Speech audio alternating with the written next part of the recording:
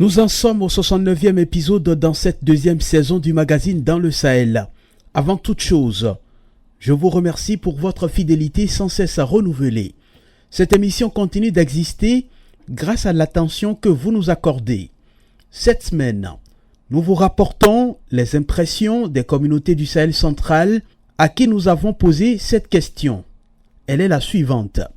La conjoncture économique mondiale affecte-t-elle la lutte antiterroriste? Quand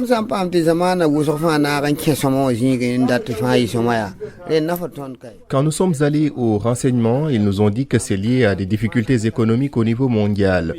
Nous ne comprenons pas grand-chose, mais c'est ce qu'ils ont dit. Le problème, c'est que ça décourage certaines personnes qui préfèrent à la limite repartir. Mais une fois repartis, si les conditions ne sont pas réunies, que ferons-nous? C'est toute la question.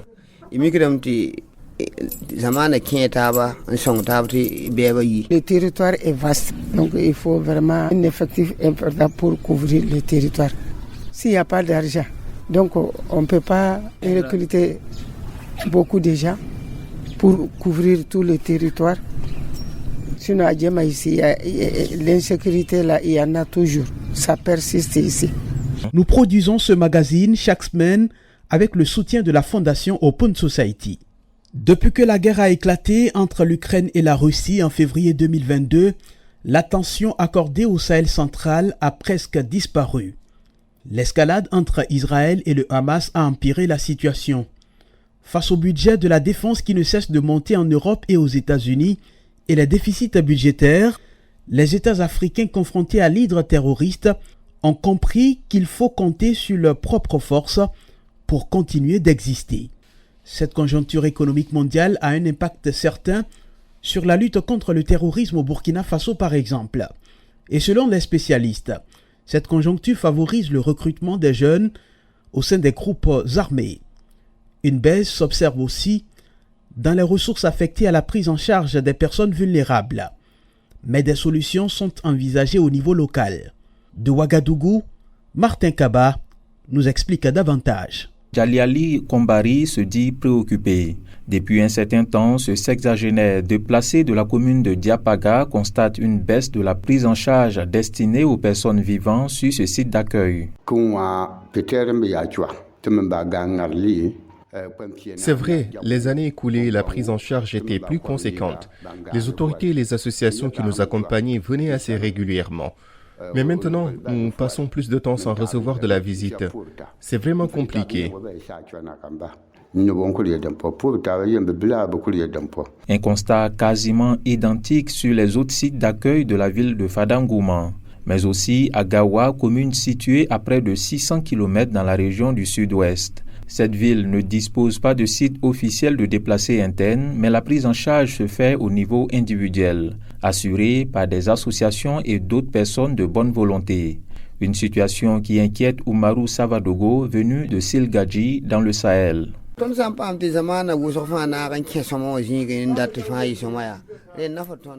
nous sommes allés au renseignement, ils nous ont dit que c'est lié à des difficultés économiques au niveau mondial.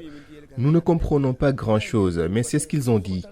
Le problème, c'est que ça décourage certaines personnes qui préfèrent à la limite repartir. Mais une fois repartis, si les conditions ne sont pas réunies, que ferons-nous? C'est toute la question.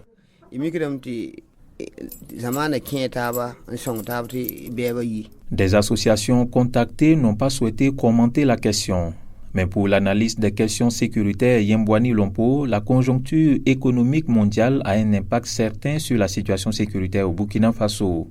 Un exemple, la suspension de l'aide publique américaine. Avec la nouvelle orientation, je dirais, politique de l'administration américaine sous l'égide de Donald Trump, il y a cette nouvelle configuration qui se dresse à travers le monde. D'abord, il y a la réduction des ressources allouées à la lutte contre le terrorisme. Parce que vous n'êtes pas sans savoir qu'il a totalement neutralisé l'aide publique américaine, donc qui finançait en fait dans nos pays, surtout les déplacés et beaucoup d'organisations, donc beaucoup d'ONG. Cela a un coût sur non seulement la prise en charge des personnes vulnérables, mais aussi sur les budgets des États. Une autre raison de la réduction des différents budgets, les conséquences de la crise russo-ukrainienne. Au Burkina Faso, les autorités ont mis en place des solutions pour tenter de renflouer les caisses de l'État et les budgets de l'armée. En exemple, le Fonds de soutien patriotique. Il s'agit d'un fonds alimenté par les initiatives locales et l'accompagnement des Burkinabés. Au premier trimestre de l'année 2025, plus de 33 milliards de francs CFA ont été récoltés à travers ce fonds, selon le ministre de l'Économie et des Finances, Aboubakar Nakanabo. Et quand on compare à l'année 2023 où nous avions fait une réalisation de 99 milliards, il ressort un taux de progression de 77% entre 2023 et 2024. Cela montre qu'en 2024, il y a eu beaucoup de progrès. Et c'est aussi la marque de l'engagement de tous les Burkinabés qui ont accepté de contribuer au Fonds de soutien patriotique. Donc c'est un effort qu'il faut saluer et dire toujours qu'il est important de continuer sur cette lancée. Le Conseil national du Fonds de soutien patriotique attend chaque année environ 150 milliards de francs CFA afin de financer entre autres l'achat des armes et d'autres projets liés à la sécurité. Le spécialiste Yembwani Lompo qualifie cette solution de pertinente pour juguler cette conjoncture économique mondiale. Mais au-delà, pour lui, il faudra penser entièrement à une économie de guerre. Tout ce que les États doivent faire pour être résilients, c'est d'abord de prendre cette conscience du financement endogène. C'est-à-dire qu'il faut que les États cherchent à avoir leurs propres financements, comme le fait déjà au Burkina Faso. Ce n'est pas mal, même si on pense que ce n'est pas assez. Voilà, donc ça veut dire que les États doivent mettre en place ce qu'on appelle les économies de guerre. Les économies de guerre, ça veut dire que nous sommes dans la guerre, mais nous travaillons à ce que la guerre même s'autofinance. Il faut que nos États-là trouvent en fait des mécanismes pour pouvoir produire même dans cette crise sécuritaire. Autre chose, le budget de l'armée a également été revu à la hausse au titre de l'année 2025. Cette année, le financement de la guerre contre le terrorisme occupe environ 30% du budget de l'État de l'année en cours. De Ouagadougou, Martin Kaba, West Africa, Democracy Radio. Le Mali assume et poursuit son offensive contre les groupes armés non étatiques qui perturbent sa quiétude. Isolé sur la scène internationale depuis les 2 coups d'État qu'il a connus ces dernières années, le pays ne compte plus sur le soutien financier extérieur pour mener sa guerre. La conjoncture économique frappe aussi les grandes puissances qui l'aidaient.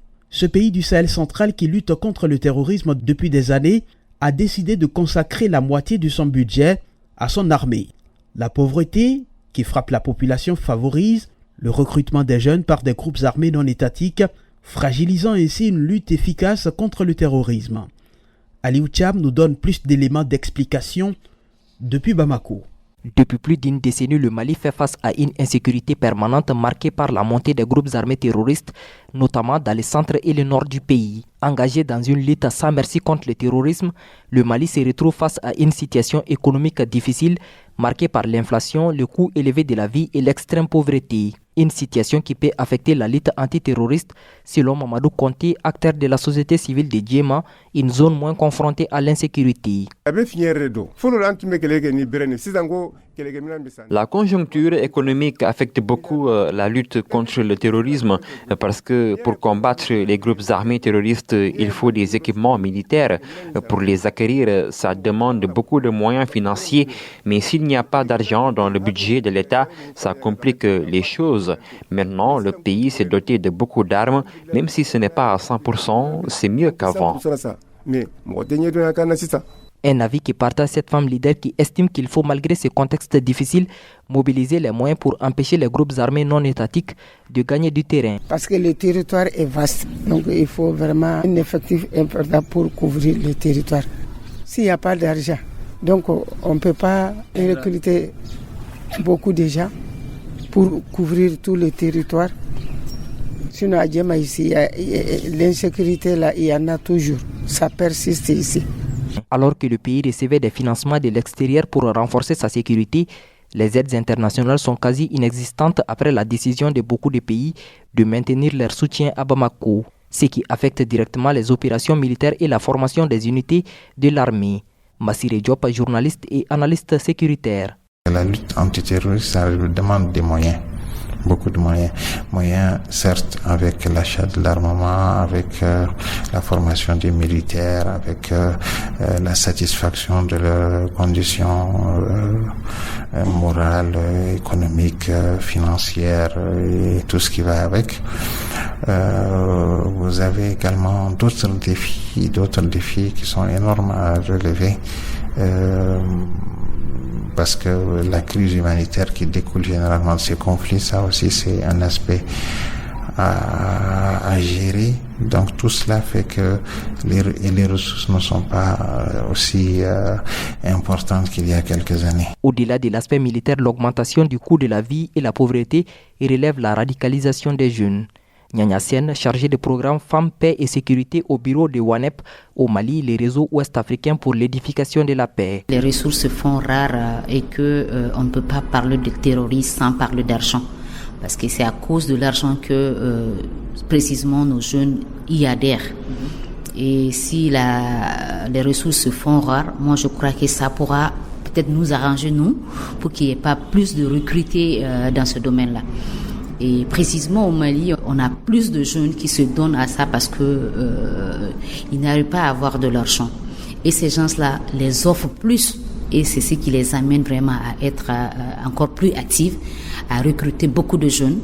Et ça aussi, ça joue vraiment sur les progrès que nous voulons avoir en matière de terrorisme ici au Mali. Selon l'économiste Bodibo Mao Makalou, il faut sécuriser les zones affectées qui contribuent à améliorer l'économie nationale. La crise économique mondiale peut affecter le Mali, surtout au niveau des exportations. Et comme vous le savez, nos zones rurales quand même contribuent à nourrir les zones urbaines. Et le Mali est essentiellement un pays agro-silvo-pastoral, même si c'est aussi un pays minier et que le secteur minier devient prépondérant. Mais je pense que le coton et l'élevage, de même que les filières quand même de agro-silvo-pastoral jouent un rôle très important dans notre économie au niveau de la subsistance, mais aussi au niveau des exportations.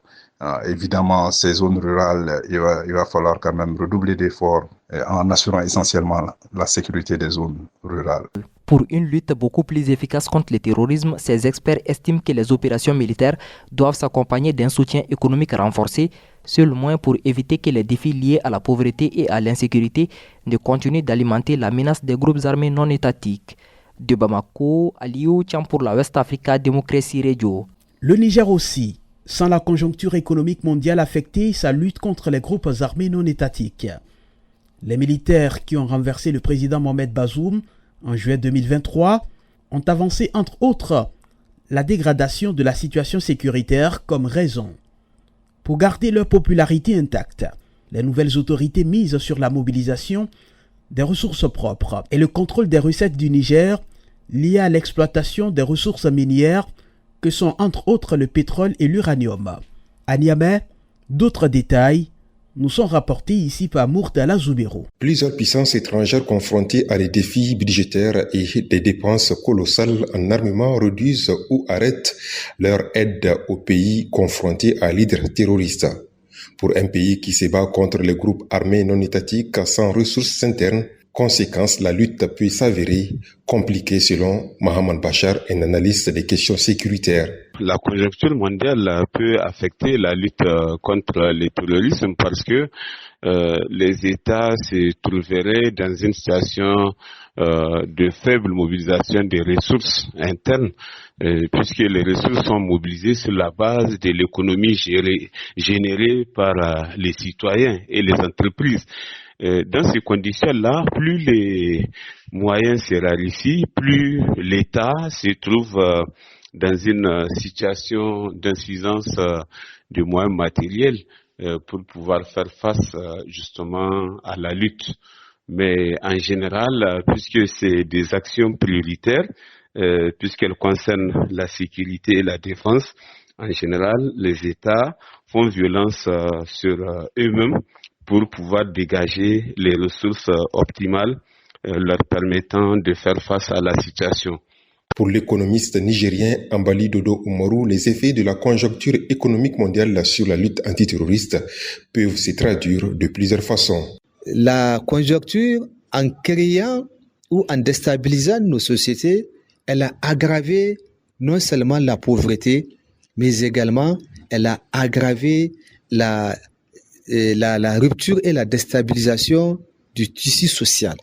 Donc, par la pauvreté, beaucoup de jeunes aujourd'hui se disent prêts à accepter n'importe quelle sollicitation à condition qu'ils gagnent un revenu. Et beaucoup, malheureusement par ignorance, se retrouvent dans les réseaux terroristes.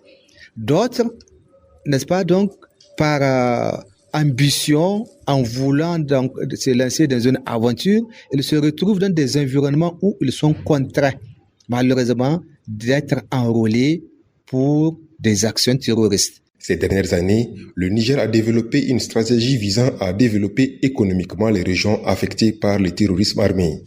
Plusieurs activités économiques, sources de nombreux emplois pour les jeunes, sont en cours dans ces régions. La région de Maradi, dans le centre du Niger, frontalière avec le Nigeria, ne fait pas exception, comme nous l'explique Dani Azidissa, président du conseil régional de la jeunesse de Maradi. Collaboration avec certaines organisations non gouvernementales, collaboration avec certaines ONG, nous avons eu à avoir des motos telles que les motos tricycles, des motos à 2 roues. Donc c'est ces motos-là que nous essayons à mettre à la disposition de la jeunesse pour qu'ils passent pour qu'ils partent faire des activités génératrices de revenus. Et nous avons aussi fait des propositions à la jeunesse. Maintenant, c'est-à-dire quoi? Ça veut dire que maintenant, ces jeunes-là vont essayer de verser petit à petit, jusqu'à ce que la moto, leur appartienne définitivement. En dehors de ça, il y a aussi les activités champêtres. Les activités champêtres aussi, donc c'est une façon d'occuper les jeunes. Parce que, vous savez, avec la situation sécuritaire, avec les terroristes aujourd'hui, tant qu'il y a tellement de chômage, il suffit juste de faire une petite proposition à la jeunesse et ils vont rejoindre le camp des terroristes. Donc, mais nous, à notre niveau, si nous essayons de faire de notre mieux pour occuper ces gens-là, je pense que ils seront utiles pour la région de Maradi en particulier, mais aussi pour la nation de façon générale. Le Niger confronté au terrorisme s'adapte à la conjoncture économique mondiale. Les autorités militaires ont instauré des taxes sur les appels téléphoniques et les frais d'hôtel. Elles priorisent aussi une utilisation optimale des ressources minières afin d'avoir plus de marge de manœuvre comme le Mali et le Burkina Faso. De Niamey, Murtala Zouberou pour West Africa, Démocratie Radio. Nous voici avec Mohamed Maïga. Il est analyste des questions sécuritaires et responsable du cabinet Alibert Conseil. Aujourd'hui, il n'y a aucun des acteurs concernés, que ce soit au niveau des États sahéliens, des partenaires stratégiques des États sahéliens, des partenaires opposés à ces États sahéliens, ou en tout cas qui ne sont pas alignés avec les options stratégiques des États sahéliens. Tout le monde est impacté par la conjoncture internationale et par la donne aujourd'hui dictée par les États-Unis d'Amérique. La guerre en Ukraine, je parle aussi du conflit au Proche-Orient. Quand on prend ces deux exemples, on se rend compte que les partenaires qui jadis avaient de l'intérêt pour le Sahel central ont orienté de façon substantielle leurs efforts vers ces deux foyers de guerre. Bien évidemment, il y a une priorisation logique, j'ai envie de dire entre guillemets, pour tous ceux qui sont impliqués, ou de loin ou de près à ces crises-là. Aujourd'hui, les Européens sont beaucoup plus concernés par ce qui se passe en Ukraine, qu'est-ce qui se passe au Sahel. Ça va de soi parce qu'une guerre est aux portes de l'Union européenne, enfin des pays européens. Et aujourd'hui, donc, s'il y a des moyens alloués, j'ai envie de dire, en fait, c'est un peu logique, un peu que ça se passe ainsi. Dire que ça aurait pu aller ensemble, je ne pense pas. Je pense pas que les deux crises auraient pu mériter en termes d'investissement les deux. Je pense pas non plus que le niveau d'intérêt stratégique pour les Occidentaux, pour les Européens particulièrement, était le même que pour le Sahel. Je pense pas que c'est pas ça la même chose. Donc ça, c'est un aspect stratégique et géopolitique qui en fait finalement a permis de réorienter ou a amené par conséquent à réorienter en fait un peu des moyens économiques en fait au profit de certaines crises aux dépens de ce qui se passe au Sahel central. Donc moins de moyens techniques, moins de moyens financiers consacrés à la lutte antiterroriste au Sahel central. Mais est-ce que cet effet n'est pas à relativiser parce que ces dernières années, les États du Sahel central ont pris leur distance avec des partenaires traditionnels comme la France, comme les États-Unis d'Amérique? Oui, je pense que les deux vont de pair. C'est-à-dire que à partir du moment où il y avait cette crise au Sahel, qui était effectivement une crise qui était là, qui finalement au cours de la lutte contre cette crise-là, qui en fait également intrinsèquement comporte des approches pas forcément alignées. Dans un contexte comme ça où le partenaire qui était là n'est plus en fait aligné et qu'il y a un autre partenaire ou d'autres partenaires qui sont des nouveaux partenaires stratégiques et qui sont beaucoup plus alignés à l'idéologie portée par les autorités actuelles des États du Sahel.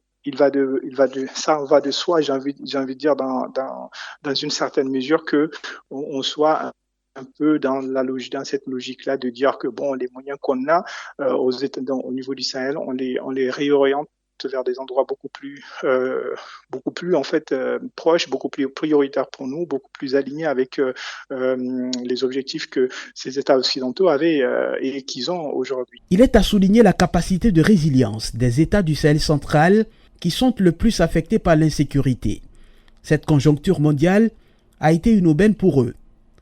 Ils ont augmenté leur capacité de mobilisation des ressources internes. L'effort de guerre aujourd'hui au Sahel central, c'est presque obligatoire, incontournable. Un pays comme le Burkina, par exemple, n'est pas dans une utilisation effective de cette manne financière qui est économisée. Elle est plutôt en fait dans une sorte d'épargne-investissement. Souvent, on voit sur la télévision publique burkinabé le chef de la transition exhiber des équipements qui, selon lui, ont été acquis grâce à l'effort de guerre des populations. Bien sûr. Alors, c'est pas du tout de mon propos de dire que c'est pas le cas. Je disais que on va pas utiliser tout ce qu'on a pour acheter quelque chose. Ça se fait pas. Presque nulle part ça se fait. On va plutôt profiter du fait qu'on a de la disponibilité financière pour mettre un peu d'argent pour acheter quelque chose et puis pour peut-être un peu prendre du temps pour rembourser le reste. L'autre résultat, ce qui est ne peut être ce qui est sur le moyen court terme, parce que pour que ce matériel-là soit déployé, il faut que ce matériel soit déployé, il faut que le matériel soit utilisé sur le terrain et il faut que le matériel apporte des résultats. Donc, comment comprendre que le Burkina dise qu'il a réussi à arracher des mains des groupes armés non étatiques un pourcentage donné de territoire? On a entendu récemment le Premier ministre le dire. Au Mali également, la communication de l'armée fait croire que les frontières de l'insécurité reculent grâce à l'utilisation de ses moyens propres. Bon, je pense qu'aujourd'hui, nous, de notre côté, en tant qu'analystes, c'est difficile. On peut expliquer le mécanisme, mais on ne peut pas apporter on n'est pas en mesure aujourd'hui, j'ai envie de dire, de dire réellement ce qui se passe. Donc ça, c'est impossible. Il y a des acteurs qui sont beaucoup plus proches des sujets, qui analysent techniquement cela. Nous, on n'a pas cela. Donc, on peut analyser par rapport à certaines choses qu'on voit. Donc, aujourd'hui, dire que le matériel, l'argent a permis d'acheter des matériels de guerre et que ce matériel de guerre a permis de récupérer des terres, des territoires occupés auparavant par des terroristes. Ça, ce lien-là, je pense que les véritables résultats ne peuvent être par des autorités militaires qui sont sur le terrain, qui peuvent dire en fait, voilà. Et puis, si c'est contesté, c'est contesté par les groupes terroristes. Donc, c'est dans ce sens-là qu'on peut avoir des résultats. Donc, sinon, tout le reste, pour moi, c'est du tâtonnement parce qu'on n'a pas des données. Mohamed Maïga, analyste des questions sécuritaires et responsable du cabinet Alibert Conseil. Ce numéro de votre magazine Dans le Sahel s'achève. Nous avons tenté de répondre à la question que voici. La conjoncture économique mondiale affecte-t-elle la lutte antiterroriste? Magazine réalisé avec le soutien de la Fondation Open Society à retrouver sur notre site wadr.org.